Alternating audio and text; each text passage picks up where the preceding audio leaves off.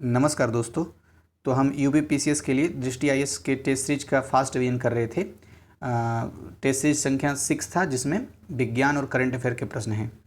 तो 100 तक तो हो चुका है, जिसमें हमने पढ़ा था कि भारी जल का ऑक्साइड ड्यूटेरियम होता है और परमाणु रिएक्टर में ड्यूटेरियम का प्रयोग एक मंदक के रूप में होता है। यद्यपि ग्रेफाइट का भी प्रयोग मंदक के रूप में होता है, लेकिन ड्यूटेरियम का भी प्रयोग मंदक के रूप में होता है। अब आते हैं 101 पर। निम्नलिखित में से किसे मार्स गैस के रूप में भी जाना जाता है? तो मीथेन को मार्स गैस के रूप में जाना जाता है और इसका रासायनिक फार्मूला होता है CH4। तो विकल्प डी। 102 में सूची 1 और 2 को मिलाना है। तो नीला थोथा कॉपर सल्फेट को कहते हैं, सेंधा नमक मैग्नीशियम सल्फेट होता है, और कृत्रिम विधि से जो फल पकाते हैं वो एथिलीन के द्वारा पकाते हैं, और शीतल पेय यानी सॉफ्ट ड्रिंक में कार्बन डाइऑक्साइड होता है। तो इसका सही विकल्प हो जाएगा ए। 4 2 3 1। 103 निम्नलिखित में से कौन एक यूरिया उत्सर्जी जानवर नहीं है? तो पक्षी जो होता है वो यूरिया उत्सर्जी जानवर नहीं होता है। तो विकल्प डी इसका आंसर हो जाएगा। 104 पादप वृद्धि अवरोधक हार्मोन जो पादप की वृद्धि में अवरोध उत्पन्न करता है, निम्नलिखित में से कौन सा है? तो वो एब्सिसिक एसिड होता है। तो विकल्प ए इसका सही आंसर हो गया। यानी एब्सिसिक एसिड क्या करता है? एक प्रकार का हार्मोन है और पादप का हार्मोन है जो उसके वृद्धि में अवरोध उत्पन्न करता है। 105 अभिकथन है, जीनोम किसी जीव के समस्त जीनों का आनुवांशिक अनुक्रम होता है। तो हाँ, बिल्कुल सही है ये। फिर तर्क क्या है इसके पीछे? हमारे जीनोम के अनुक्रम DNA से बने होते हैं। तो हाँ, ये बात तो सही है, हमारे जीनोम के अनुक्रम DNA से बने होते हैं, लेकिन दोनों ये सेपरेट लाइन है, एक दूसरे की व्याख्या नहीं करता है, हालांकि सही है। तो बी नंबर इसका ऑप्शन हो जाएगा। 106 कोवैक्स के टीके प्राप्त करने वाला विश्व का पहला राष्ट्र कौन सा है? तो घाना को कोवैक्स का टीका सबसे पहले प्राप्त हुआ था। अब आपके लिए प्रश्न ये है कि घाना का कैपिटल क्या है, मतलब नाम क्या है कैपिटल का? तो आप सर्च करके कमेंट बॉक्स में लिखिए। 107 महत्वपूर्ण दिवस है और तिथि है, और इसमें से जो सुमेलित नहीं है उसके बारे में पूछ रहा है। तो पहले जो सुमेलित है उसको देख लेते हैं। तो विश्व आर्द्रभूमि दिवस 2 फरवरी को मनाया जाता है, बिल्कुल सही है। वर्ल्ड कैंसर दिवस, तो वर्ल्ड कैंसर यानी विश्व कैंसर दिवस 6 फरवरी को मनाया जाता, 6 फरवरी को नहीं 4 फरवरी को मनाया जाता है, इसलिए गलत हो गया और यही इसका आंसर हो जाएगा। तो याद रखना है, विश्व कैंसर दिवस 4 फरवरी, और 2 फरवरी को विश्व आर्द्रभूमि दिवस, यानी आर्द्रभूमि दिवस के 2 दिन बाद विश्व कैंसर दिवस मनाया जाता है। विश्व रेडियो दिवस तो 13 फरवरी को, सही है ये। राष्ट्रीय विज्ञान दिवस तो ये तो 28 फरवरी को मनाया जाता है, ये तो याद रहेगा ही। 108 नंबर, डेमोक्रेसी इंडेक्स 2020 में भारत की रैंक कौन सी थी? तो 2020 में डेमोक्रेसी रैंक में भारत की रैंक 53वीं थी, यानी कि 53 थी। और इससे संबंधित 2 फैक्ट ये है कि भारत को त्रुटिपूर्ण लोकतंत्र देश के वर्गीकरण में रखा गया है, याद रखना ये बात। 53वां रैंक तो है ही, साथ ही साथ इसका जो वर्गीकरण है त्रुटिपूर्ण लोकतंत्र है, उस वैसी श्रेणी में आता है। अच्छा, एक चीज़ और आता है कि जैसे डेमोक्रेसी इंडेक्स जारी कौन करता है? तो EIU मतलब इकोनॉमिस्ट इंटेलिजेंस यूनिट ये निकालता है EIU। 3 फैक्ट हो गया। और चौथा फैक्ट, शीर्ष स्थान पर कौन है वैसे डेमोक्रेसी इंडेक्स में? तो नॉर्वे है। फिर से दोहरा देता हूँ, शीर्ष स्थान पर डेमोक्रेसी इंडेक्स में नॉर्वे है। भारत का स्थान 53वां है, यानी कि 53rd। निकालता कौन है? तो इकोनॉमिस्ट इंटेलिजेंस यूनिट EIU, ठीक है। और वर्गीकरण किस देशों की सूची में भारत का हुआ है? तो त्रुटिपूर्ण लोकतंत्र देशों के सूची में, मतलब उसकी श्रेणी में भारत आता है। 109 इंडिया जस्टिस रिपोर्ट 2020 के अनुसार निम्नलिखित राज्यों में से कौन सा न्याय वितरण में शीर्ष पर है? तो न्याय वितरण के मामले में महाराष्ट्र का स्थान शीर्ष पर है, विकल्प बी हो गया इसका आंसर। 110 1 जनवरी 2022 से लागू होने वाले खाद्य उत्पादों में औद्योगिक ट्रांस फैटी एसिड की नई अनुमेय सीमा क्या है? तो अभी तो ऐसे 3% है, लेकिन 1 जनवरी 2022 से, यानी अगला साल जो है उसके 1 जनवरी से 2% हो जाएगा। क्या चीज़? अनुमेय मतलब ट्रांस फैटी एसिड की अनुमेय सीमा, औद्योगिक ट्रांस फैटी एसिड की अनुमेय सीमा। तो इसका सही विकल्प बी हो गया। 111 निम्नलिखित में से युग्म सही सुमेलित है। तो कौन कौन से सही सुमेलित इसमें युग्म है? तो वैसे तो सारा सही सुमेलित युग्म है, मैं सिर्फ पढ़ देता हूँ। डायमैग्नेटिक, अच्छा ये पहले बता देता हूँ, इधर जो है ना पहले साइड डायमैग्नेटिक पदार्थ, पैरामैग्नेटिक पदार्थ और फेरोमैग्नेटिक पदार्थ, ये सब पता है क्या? चुंबक के गुण हैं, चुंबकीय गुण है एक तरीके से। और इधर दिया हुआ है धातु, हीरा, ऑक्सीजन और लोहा, मतलब तत्व है इधर। तो देखिए डायमैग्नेटिक पदार्थ हीरा होता है, लेकिन मेरे लिए जानना ये है कि महत्वपूर्ण कि डायमैग्नेटिक पदार्थ क्या होता है। तो डायमैग्नेटिक पदार्थ हम बोलते हैं जिसमें चुंबकीय आकर्षण होता ही नहीं है। तो जिस पदार्थ में चुंबकीय आकर्षण नहीं होगा वो डायमैग्नेटिक पदार्थ होगा। जैसे कि हीरा हो गया, पारा हो गया, जल हो गया, इसे चुंबक से आकर्षण तो होता नहीं इन सब चीज़ों को, इसीलिए इसको क्या बोलते हैं, डायमैग्नेटिक पदार्थ। अच्छा, दूसरा क्या है, पैरामैग्नेटिक। तो पैरामैग्नेटिक पदार्थ किसे कहते हैं, जिसमें आकर्षण होता है लेकिन बहुत ही निम्न किस्म का आकर्षण होता है चुंबक से, तो उसको बोलते हैं पैरामैग्नेटिक पदार्थ। जैसे कि ऑक्सीजन हो गया, और क्या हो सकता है, मैग्नीशियम होता है, लिथियम होता है। तो ये सब जो तीनों मतलब पदार्थ हैं, इसमें चुंबक के प्रति आकर्षण होता है लेकिन निम्न किस्म का होता है, इसलिए इसको पैरामैग्नेटिक पदार्थ कहते हैं। अच्छा, लास्ट में आया फेरोमैग्नेटिक।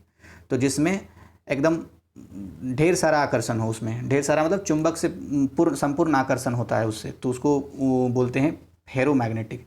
जैसे कि लोहा के साथ साथ क्या हो सकता है, कोबाल्ट हो सकता है। तो ये तीनों है। एक बार फिर से जल्दी जल्दी बोल देता हूँ। डायमैग्नेटिक पदार्थ जिसमें चुंबक से आकर्षण होता ही नहीं, जैसे हीरा, पारा इत्यादि। पैरामैग्नेटिक पदार्थ आकर्षण तो होता है लेकिन निम्न स्तर का होता है, जैसे कि ऑक्सीजन हो गया, लिथियम हो गया, मैग्नीशियम हो गया। फेरोमैग्नेटिक पदार्थ जिसमें ये चुंबक से आकर्षण संपूर्ण स्थिति में होता है, मतलब ज़्यादा होता है, जैसे कि लोहा हो गया, कोबाल्ट हो गया। इसका सही आंसर क्या हो जाएगा, 1, 2, 3 यानी ए। 112, निम्नलिखित में से वह कौन सा उद्देश्य है जिसके लिए रेक्टिफायर का उपयोग किया जाता है। तो देखिए, रेक्टिफायर जैसे ही आए ना, तो कुछ पढ़ने से पहले डायरेक्ट बोल देना है एसी को डीसी में बदलता है, रेक्टिफायर एसी को डीसी में बदलता है, बस सीधी बात। अब आगे आते हैं, पढ़ते हैं।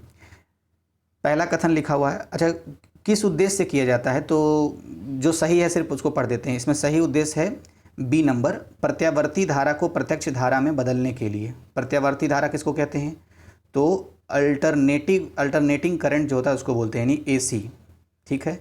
और प्रत्यक्ष धारा किसे बोलते हैं, डायरेक्ट करंट को, यानी कि डीसी। तो वही चीज़ यहाँ पर हो गया। मैंने कहा कि जैसे ही रेक्टिफायर आए, एसी को डीसी, पहले कुछ पढ़ने से पहले एसी को डीसी में बदलता है, बस। तो इससे चीज़ें जल्दी अच्छे से याद रहेगी और ज़्यादा समय तक। प्रत्यावर्ती धारा को प्रत्यक्ष धारा में बदलने के लिए विकल्प 20 का सही आंसर है, रेक्टिफायर एसी को डीसी में बदलता है।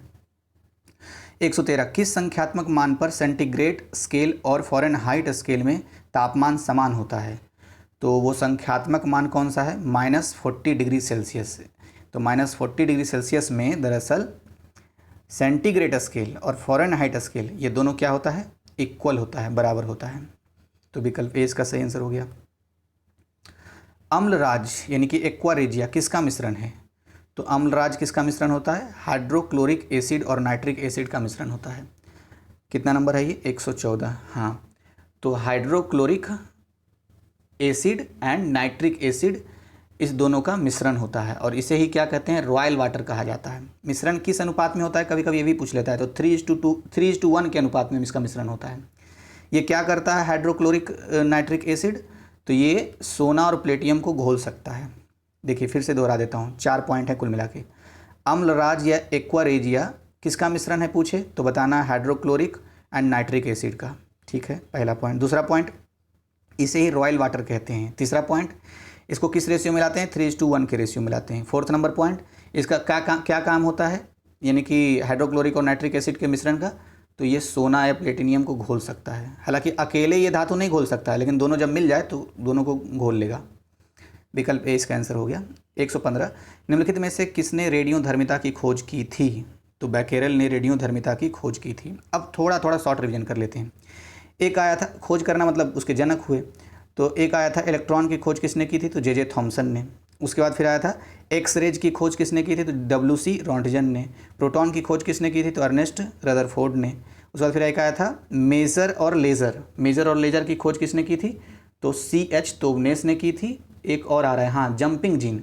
तो जंपिंग जीन की खोज किसने की थी, तो बारबरा मैक्लिंटॉक ने की थी। तो ये शॉर्ट रिवीजन थोड़ा सा हो गया। 116, निम्नलिखित में से किसे शुष्क बर्फ के रूप में भी जाना जाता है। तो ये तो आसान क्वेश्चन है। सॉलिड कार्बन डाइऑक्साइड यानी ठोस कार्बन डाइऑक्साइड को क्या कहते हैं, शुष्क बर्फ कहते हैं। अच्छा, याद आ रहा है, शुष्क बर्फ जो है यानी ठोस कार्बन डाइऑक्साइड, इसका प्रयोग क्लाउड सीडिंग के रूप में भी करते हैं हम।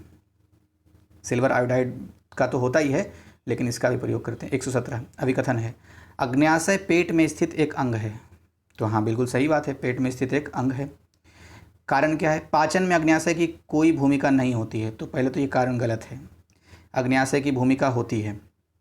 तो इसका सही आंसर जो होगा वो होगा सी, यानी कि ए सही है, आर गलत। अब थोड़ा सा इससे जुड़ा हुआ कुछ बात। पहला पॉइंट तो ये है कि जो पैंक्रियाज है, जिसमें लिखा था कि कोई भूमिका नहीं होती, तो ये दो तरह का काम करता है पैंक्रियाज। एक काम को बोलते हैं एक्सोक्राइन कार्य। एक्सोक्राइन कार्य क्या होता है? एक्सोक्राइन कार्य के तहत ही ये पाचन में मदद करता है। तो इसलिए कथन तो गलत हो गया कि पाचन में अग्न्याशय की कोई भूमिका नहीं होती है, क्योंकि इसका एक एक्सोक्राइन कार्य होता है। एक्सोक्राइन कार्य मतलब बोलते हैं किसको? जो पाचन में मदद करता है, ठीक है। एक काम और करता है जिसको बोलते हैं अंतःस्रावी कार्य। इसके तहत क्या करता है? ये रक्त शर्करा को नियंत्रित करता है। रक्त में जो शर्करा की मात्रा होता है उसको नियंत्रित करता है कौन? पैंक्रियाज। और ये इसी कार्य को कहते हैं अंतःस्रावी कार्य, ठीक है। अच्छा, अब थोड़ा सा कुछ और अंगों के बारे में हमने पढ़ा है इसी सेट में, उसका शॉर्ट रिवीजन कर लेते हैं। जैसे एक यकृत के बारे में पढ़ा था। क्या पढ़ा था? याद कीजिए। हमने पढ़ा था कि यकृत शरीर की सबसे बड़ी ग्रंथि होती है और इसमें पुनर्जीवित होने की, मतलब फिर से बढ़ने की शक्ति भी होती है। एक तो ये यकृत के बारे में पढ़ा था। एक आया था तिल्ली। तिल्ली यानी स्प्लीन। क्या पढ़ा था स्प्लीन के बारे में? चलिए मैं ही बता देता हूँ। स्प्लीन को कहते हैं blood bank of the body, याद रखना है। Blood bank of the body किसको कहते हैं? तो स्प्लीन यानी कि तिल्ली को कहते हैं। सबसे बड़ी ग्रंथि यकृत हो गई। अच्छा, एक और मैंने रिवीजन किया था, power house of cell, mitochondria को कहते हैं। तो ये शॉर्ट रिवीजन हो गया सारे का। 118, बनारसी, फ्रांसिस और कृष्णा किस में है? तो भावुक होके पान वाले में नहीं लगा देना है कि ऑप्शन ए होगा। तो ध्यान रखना है, बनारसी, फ्रांसिस और कृष्णा ये आंवलों की प्रजाति है। आंवलो मतलब आंवला की प्रजाति है। आंवला खाने वाला होता है ना, आंवला, वो आंवला की प्रजाति होती है। कौन सा? बनारसी, फ्रांसिस और कृष्णा। तो विकल्प सी इसका सही आंसर हो गया। 119, निम्नलिखित में से कौन सा युग्म सही सुमेलित नहीं है? तो जो सही सुमेलित है देख लेते हैं। विश्व पोलियो दिवस 24 अक्टूबर को। विश्व कुष्ठ दिवस, तो विश्व कुष्ठ रोग दिवस ये मनाया जाता है, लेप्रोसी डे, ये 30 जनवरी को मनाया जाता है, 21 को नहीं। तो यही गलत था, तो यही इसका आंसर हो जाएगा बी नंबर। विश्व स्वास्थ्य दिवस 7 अप्रैल को और राष्ट्रीय चिकित्सक दिवस 1 जुलाई को। ये सब दिवस तो मेरे ख्याल से ना बिना लिखे याद होता ही नहीं है, मेरे से तो न हो पाता है। बाकी आप देख लीजिए कैसे करेंगे, लेकिन अगर मुझसे सुझाव मांगेंगे तो यही है कि लिख करके याद करना चाहिए। चलिए 120, एक जीवनक्षम बीज बनाने के लिए पादपों द्वारा यौन प्रजनन के सबसे बुनियादी पहलुओं को नज़रअंदाज किए जाने की घटना को कहा जाता है। तो इसे कहते हैं असंग जनन कहते हैं। इसे क्या कहते हैं? असंग जनन। विकल्प 20 का सही आंसर हो गया। अब 121, फरवरी 2021 में भारत के किस शहर ने वैश्विक ट्री सिटी का दर्जा हासिल किया है? तो ये तो हैदराबाद ने किया है। हैदराबाद ने क्या प्राप्त किया है? वैश्विक ट्री सिटी का दर्जा। अब 122, इंस्टेंट मैसेजिंग प्लेटफॉर्म संदेश के संदर्भ में निम्नलिखित कथनों में से कौन से सही हैं? तो पहला कथन, यह विज्ञान और प्रौद्योगिकी विभाग द्वारा विकसित किया गया है। जी नहीं, गलत हो गया। ये किसके द्वारा विकसित किया गया है? ये NIC यानी ministry of electronic and telecommunications जो है ना, उसका एक संस्थान है NIC, राष्ट्रीय सूचना विज्ञान केंद्र। तो इसने इसको डेवलप किया है। अच्छा, आगे क्या है? इस प्लेटफॉर्म का उपयोग केवल सरकारी कर्मचारियों द्वारा सभी प्रकार के संचार के लिए किया जा सकता है। तो ये भी गलत है, केवल सरकारी कर्मचारी के द्वारा नहीं है, सबके सार्वजनिक तौर पर ये यूज हो सकता है। तो इसलिए करके ध्यान रखना है कि NIC ने इसका विकास किया। किसका? संदेश, इंस्टेंट मैसेजिंग प्लेटफॉर्म है संदेश, और इस सार्वजनिक रूप से यूज किया जा सकता है। तो इसका आंसर हो गया नाइदर, मतलब ना तो एक ना ही दो। 123, निम्नलिखित में से किस देश ने भारत के साथ नौसेना अभ्यास पासेक्स में भाग लिया? तो इंडोनेशिया ने पासेक्स में भाग लिया था। विकल्प सी। 124, किस राज्य सरकार ने अभ्युदय योजना के तहत विभिन्न प्रतियोगी परीक्षा के उम्मीदवारों के लिए एक प्रशिक्षण कार्यक्रम शुरू किया है? तो उत्तर प्रदेश ने किया है। विकल्प सी इसका आंसर हो जाएगा। 125, अंडमान और निकोबार द्वीप समूह के पहले नौसैनिक हवाई स्टेशन का नाम क्या है? तो अंडमान निकोबार द्वीप समूह के जो पहला नौसैनिक हवाई अड्डा स्टेशन है, तो उसका नाम है INS उत्क्रोश। अब इसको ऐसे घुमा के पूछ सकता है, INS उत्क्रोश क्या है? तो हम बोलेंगे अंडमान निकोबार द्वीप समूह का जो पहला नौसैनिक हवाई स्टेशन है। 126, प्रकाशिक घनत्व के संदर्भ में निम्नलिखित कथनों पर विचार कीजिए। तो करते हैं विचार। पहला क्या है? विरल माध्यम से सघन माध्यम में गमन करती प्रकाश की चाल कम हो जाती है। तो ये तो सही है। विरल माध्यम से अगर सघन माध्यम में कोई प्रकाश चलती है, जाती है, गमन करती है, तो उसकी चाल क्या हो जाएगी? कम हो जाएगी। दूसरा कथन क्या है? किसी माध्यम का अपवर्तनांक जितना कम होता है वह माध्यम उतना ही सघन होता है। जी नहीं, अगर अपवर्तनांक कम होगा तो वो विरल होता है, तो इसलिए ये गलत हो गया, इसलिए केवल एक इसका आंसर हो जाएगा ए नंबर। 127, निम्नलिखित में से किस माध्यम में ध्वनि की चाल 25 डिग्री सेल्सियस पर अधिकतम होगी? तो एल्युमिनियम में क्या होगा? 25 डिग्री पर ध्वनि की चाल अधिकतम होगा। 128, निम्नलिखित में से कौन सा दैनिक जीवन में अल्ट्रासाउंड के अनुप्रयोग में से एक नहीं है? तो अल्ट्रासाउंड का उपयोग किस में नहीं करते हैं? एक में, तो जिसमें करते हैं पहले देख लेते हैं। दुर्गम पहुंच वाले कल पुर्जों की सफाई करने के लिए करते हैं। दूसरा, धातु खंडों में दरारों और दोषों का पता लगाने के लिए भी अल्ट्रासाउंड का प्रयोग करते हैं। तीसरा, मानव हृदय की छवि पाने के लिए भी अल्ट्रासाउंड का प्रयोग करते हैं।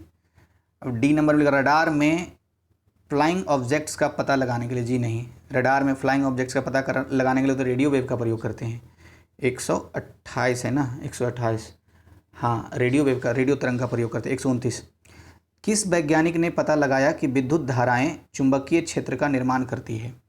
तो ये हंस क्रिश्चियन ने पता लगाया था, तो विकल्प ए इसका सही आंसर हो जाएगा। 130, निम्नलिखित में से किसे स्पिरिट ऑफ वाइन कहा जाता है? तो स्पिरिट ऑफ वाइन कहा जाता है एथाइल अल्कोहल को। किसे? एथाइल अल्कोहल को कहा जाता है। अच्छा, स्पिरिट ऑफ वाइन क्यों कहा जाता है? क्योंकि ये जो एथाइल अल्कोहल होता है ना, मतलब इसे कोई इथेनॉल भी कहते हैं, यह सभी प्रकार के वाइन का मुख्य घटक होता है। मतलब जितने भी प्रकार के वाइन बनेंगे, दारू, शराब, उसका मुख्य घटक यही होता है। अच्छा, इससे क्वेश्चन क्या याद आया, दुनिया में सबसे अच्छी शराब कहाँ उत्पादन होती है? तो पुर्तगाल की राजधानी लिस्बन में उत्पन्न ये होती है, ये भी याद रखिएगा फैक्ट। 131 में लिखा हुआ है, निम्नलिखित में से किसे एरोमेटिक यौगिकों का जनक कहा जाता है? अब सबसे पहले तो ये जान लीजिए कि एरोमेटिक यौगिक होता क्या है। तो जो सेंट जिससे बनता है ना, सेंट मतलब सुगंधित पदार्थ बनाने वाला, तो उससे बोलते हैं एरोमेटिक यौगिक। तो निम्नलिखित में से किसे एरोमेटिक यौगिकों का जनक कहा जाता है? तो बेंजीन को कहा जाता है जनक। ऐसा क्यों कहा जाता है? क्योंकि जितने भी सुगंधित यौगिक बनेंगे उनके निर्माण का जो मूल तत्व होगा वो बेंजीन होगा। मतलब बिना बेंजीन के बन ही नहीं सकता है। मतलब ठीक इसी प्रकार से जैसे रोटी बनाना हो, पूड़ी बनाना हो, पराठा बनाना हो या कचौड़ी बनाना हो, तो आटा तो चाहिए ही चाहिए, मतलब गेहूं के बिना बनेगा नहीं। तो उसी तरह, तो वो क्या हो गया, वो एक तरह का मतलब मूल पदार्थ हो गया। तो उसी तरीके से यहाँ पर भी कि एरोमेटिक यौगिक अगर बनाना है, सुगंधित कोई तत्व बनाना है, यौगिक बनाना है, तो बेंजीन चाहिए ही चाहिए, क्योंकि ये मूल तत्व है। विकल्प बी हो गया इसका आंसर। 132, निम्नलिखित में से किसे प्लास्टिक विस्फोटक के रूप में भी जाना जाता है? तो आरडीएक्स को प्लास्टिक विस्फोटक के रूप में भी जाना जाता है। और इसकी खोज किसने की थी? जॉर्ज फ्रेडरिक हेनिंग ने की थी, याद रखना है। 133, निम्नलिखित में से कौन सा रोग बैक्टीरिया के कारण नहीं होता है? तो मिसल्स बैक्टीरिया कारण नहीं होता है। तो किसके कारण होता है? रूबेला नाम के वायरस के कारण मिसल्स होता है, और बैक्टीरिया कारण नहीं होता है मिसल्स, ये भी ध्यान रखना है। 134, सूची 1 को सूची 2 से मिलाना है, यानी पौधा है और खाद्य भाग है। तो गाजर का कौन सा भाग हम खाते हैं? तो गाजर का रूट हम खाते हैं, यानी कि जड़। और अदरक का कौन सा भाग हम खाते हैं? तो स्टीम, यानी कि तना हम खाते हैं। अच्छा, फिर लिखा हुआ है काले, लिख दिया है। काले क्या होता है भाई? तो काले का हम पत्ते खाते हैं। मुझे भी नहीं पता चल रहा है काले क्या होता है, लेकिन काले का पत्ते खाते हैं, ये टिक लगाया हुआ है। उसके बाद फिर टमाटर, तो टमाटर का हम कौन सा भाग खाते हैं? तो टमाटर का फ्रूट हम खाते हैं। अच्छा, 135, अभिकथन, बोरॉन पौधे के लिए एक आवश्यक सूक्ष्म पोषक तत्व है। तो ये बात सही है, बोरॉन जो होता है ये पौधों के लिए आवश्यक सूक्ष्म पोषक तत्व में से एक है। तो अभिकथन सही हो गया। फिर क्या लिखा हुआ तर्क में? बोरॉन की कमी वृद्धि के बिंदुओं जैसे जड़ों और अंकुरों तथा फूलों एवं फलने वाली संरचनाओं में भी प्रदर्शित होती है। तो ये दोनों कथन तो स्वतंत्र रूप से सही है, साथ ही साथ दोनों दूसरे की व्याख्या भी करते हैं, तो विकल्प इसका सही आंसर हो गया। 136, व्यक्ति और व्यवसाय दिया हुआ है, जो सुमेलित नहीं है उसके बारे में बताना है। तो देखिए, पहला जो लिखा हुआ है क्रिस्टोफर प्लमर, तो ये वैज्ञानिक तो थे ही नहीं। क्रिस्टोफर प्लमर जो हैं एक ऑस्कर विनिंग अभिनेता रहे हैं। तो यही पूछ रहा था सुमेलित कौन नहीं है, गलत हो गया। अब जो और सही है उसको भी पढ़ लेते हैं। अख्तर अली तो टेनिस खिलाड़ी रहे हैं। बसंत कुमार महापात्रा ये सेना रहे हैं, सेना। और फिर माइकल सोमारे, तो माइकल सोमारे राजनीतिज्ञ रहे हैं। माइकल सोमारे के बारे में 1-2 पॉइंट जान लेते हैं हम लोग। हाँ, ये थोड़ा इंपॉर्टेंट है। आपने अगर वर्ल्ड मैप देखा होगा तो एक ऑस्ट्रेलिया नाम का देश है, ठीक है। अब वो ऑस्ट्रेलिया के ऊपर है एक देश Papua New Guinea, Papua New Guinea. तो पापुआ न्यू गिनी जो है उसके पहले प्रधानमंत्री के रूप में माइकल सोमारे, मतलब वो पहले प्रधानमंत्री थे पापुआ न्यू गिनी के, माइकल सोमारे। और माइकल सोमारे को वहाँ का राष्ट्रपिता कहा जाता है। जैसे भारत में महात्मा गांधी को राष्ट्रपिता कहा जाता है, उसी तरीके से माइकल सोमारे को न्यू पापुआ गिनी का राष्ट्रपिता कहा जाता है। ये भी बात ध्यान रखना है। अब 137 विज्ञान ज्योति कार्यक्रम शुरू किया गया है। तो विज्ञान ज्योति कार्यक्रम विज्ञान और प्रौद्योगिकी विभाग द्वारा शुरू किया गया है। क्यों किया गया है? महिलाओं और लड़कियों को विज्ञान के क्षेत्र में आकर्षित करने के लिए किया गया है। 138 12 फरवरी 2021 को मारियो द्राघी ने कहाँ के नए प्रधानमंत्री के रूप में शपथ ली? तो मारियो द्राघी ने शपथ ली है इटली के प्रधानमंत्री के रूप में। दरअसल वहाँ सरकार थी, लेकिन कोरोना की स्थिति के कारण वहाँ ख़राब हो गया प्रशासन, तो जो पहले प्रधानमंत्री थे उन्होंने इस्तीफ़ा दे दिया। इसको अपने देश के से जोड़ करके देखिए थोड़ा कि यहाँ स्थिति ख़राब हुई तो किसने इस्तीफ़ा दिया, तो थोड़ा अच्छे से याद रहेगा कि इटली में उसने संभाल नहीं पाया स्थिति, तो प्रधानमंत्री के पद से इस्तीफ़ा दे दिया। तो मारियो द्राघी कहाँ के प्रधानमंत्री नियुक्त हुए हैं? इटली के। अब 139 जेवर हवाई अड्डे के संबंध में कौन सा सही नहीं है? तो पहला कथन क्या है? उत्तर प्रदेश राज्य सरकार इसे विश्व के सबसे बड़े हवाई अड्डे के रूप में विकसित करने की योजना बना रही है। अब भावुकता से जहाँ काम लिए तो ये गलत हो जाएगा, क्योंकि विश्व के नहीं, सबसे बड़े, एशिया के सबसे बड़े हवाई अड्डे के रूप में विकसित करने की योजना बनाई है। किसको? जेवर हवाई अड्डे को। तो याद रखना है, विश्व का नहीं, एशिया का। दूसरा कथन क्या है? इस हवाई अड्डे के विकास के लिए राज्य सरकार ने अपने 21-22 के बजट में 2000 करोड़ रुपये आवंटित किए। हाँ, ये सही है। हवाई अड्डे पर 6 रनवे होंगे, ये भी सही है। नोएडा इंटरनेशनल एयरपोर्ट इस परियोजना का प्रबंधन और संचालन कर रहा है, बिल्कुल सही है। तो याद रखना है कि जेवर हवाई अड्डे को एशिया के सबसे बड़े हवाई अड्डे के रूप में विकसित करने की योजना बना रही है। 140 चित्रकला की पट्टचित्र शैली सबसे पुरानी और सबसे लोकप्रिय कला रूपों में से एक है।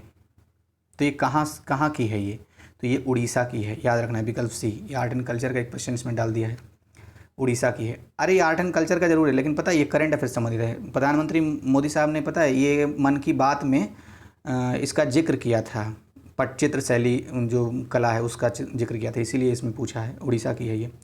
141 निम्नलिखित में से कौन सी तरंग विशेषता समय के व्युत्क्रमानुपाती होती है? तो आवृत्ति जो होती है, फ्रीक्वेंसी, ये समय के व्युत्क्रमानुपाती होती है।